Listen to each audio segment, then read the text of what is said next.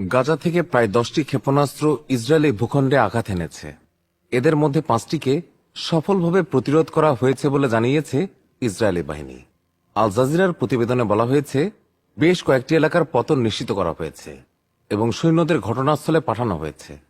এছাড়া প্রতিরোধ করা ক্ষেপণাস্ত্রের টুকরো আশকেলান এবং জ্ঞান ইয়াভনে পড়েছে, যার ফলে কিছু যানবাহন ক্ষতিগ্রস্ত হয়েছে এবং 12 জন আহত হয়েছেন।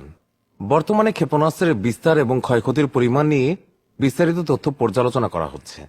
এদিকে ফিলিস্তিনের অবরুদ্ধ গাজা উপত্যকায় নির্বিচার হামলা অব্যাহত রেখেছে দখলদার ইসরায়েল।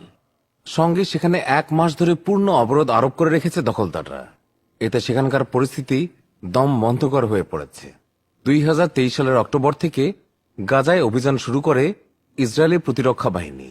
প্রায় 1.5 বছরে উপত্যকায় মোট নিহত এবং আহতের সংখ্যা পৌঁছেছে যথাক্রমে 50,609 জন এবং 1,15,063 জনে। এই নিহত এবং আহতদের 56% নারী ও শিশু। 2023 সালের 7 অক্টোবর ইসরায়েলের ভূখণ্ডে ঢুকে অতর্কিত হামলা চালায় গাজা উপত্যকা নিয়ন্ত্রণকারী সশস্ত্র রাজনৈতিক গোষ্ঠী হামাসের যোদ্ধারা।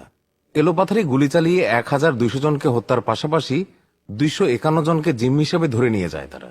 এদিকে দক্ষিণ গাজার রাফা শহরে ইসরায়েলের ভয়াবহ হামলায় মানবিক বিপর্যয় এবং ব্যাপক ধ্বংসযজ্ঞের সৃষ্টি হয়েছে। এই হামলা সেখানকার বাসিন্দাদের জীবনের ওপর সব দিক থেকে নেতিবাচক প্রভাব ফেলেছে বলে জানিয়েছে গাজা সরকারি মিডিয়া অফিস। এক বিবৃতিতে অফিসটি জানায়, ইসরায়েলি সামরিক বাহিনী নিরাপত্তাহীন বেসামরিক নাগরিকদের ওপর ভয়াবহ গণহত্যা চালিয়ে যাচ্ছে এবং অবকাঠামো, গুরুত্বপূর্ণ সুযোগ সুবিধা এবং আবাসিক বাড়িগুলোতে ব্যাপক ধ্বংসযজ্ঞ ঘটিয়েছে। তথ্য অনুযায়ী ইসরায়েলি বাহিনী রাফা শহরের 90%-এরও বেশি বাড়িঘর এবং 24টি পানির কূপের মধ্যে 22টি, পয় নিষ্কাশন ব্যবস্থার 85%-এরও বেশি এবং 8টি স্কুল এবং শিক্ষা প্রতিষ্ঠান ধ্বংস করেছে। এছাড়া সেখানকার 12টি চিকিৎসা কেন্দ্রও বন্ধ হয়ে গেছে। কাতার ভিত্তিক সংবাদ মাধ্যম আল জাজিরার প্রতিবেদক হিন্দ খোদারে জানিয়েছেন, রাফা ও খান ইউনিসের মধ্যবর্তী এলাকায় অবস্থান নেওয়া ইসরায়েলি সেনারা যে কাউকে লক্ষ্য করে গুলি ছুড়ছে, তিনি ওই এলাকায় প্রবেশের চেষ্টা করেছেন। খোদারি বলেছেন, এই মুহূর্তে ফিলিস্তিনিদের জন্য একমাত্র খোলা পথ হল উপকূলীয় রাস্তার আল রাশিদ করিডোর, অর্থাৎ আরো বেশি ফিলিস্তিনিকে খান ইউনুস এবং দেইর আল বালা এলাকায় ঠেলে দেওয়া হচ্ছে এবং ইসরায়েল আরো বেশি ভূমি দখলের চেষ্টা করছে। এদিকে হামলার মধ্যেই যুদ্ধ বিধ্বস্ত দক্ষিণ গাজার ভেতরে নতুন করে একটি নিরাপত্তা করিডোর তৈরির ঘোষণা দিয়েছে ইসরায়েল। এরই মধ্যে তারা দক্ষিণ রাফা শহরকে বাকি গাজা থেকে বিচ্ছিন্ন করতে মোরাক করিডোর বা সামরিক করিডোর স্থাপন করেছে।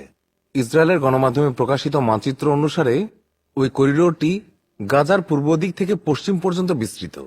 ইসরায়েলের প্রধানমন্ত্রী বেনিয়ামিন নেতানিয়াহু গত বুধবার নতুন এই করিডোরের ঘোষণা দেন। তিনি জানান, এটি রাফা শহরকে গাজার বাকি অংশ থেকে বিচ্ছিন্ন করবে। সংবাদ মাধ্যমের প্রতিবেদন মতে, মোরাক ছিল একটি ইহুদি বসতি যা রাফা এবং খান ইউনুসের মাঝামাঝি অবস্থান করত। নেতানিয়াহু ইঙ্গিত দিয়েছেন, এই করিডোরটি এই দুই শহরের মধ্য দিয়ে যাবে। বিশ্লেষকরা বলছেন, এই করিডোর নির্মাণ গাজার ভূখণ্ড ভাগ করে ফেলার একটি পরিকল্পিত কৌশল, যা মানবিক পরিস্থিতিকে আরো জটিল করে তুলতে পারে।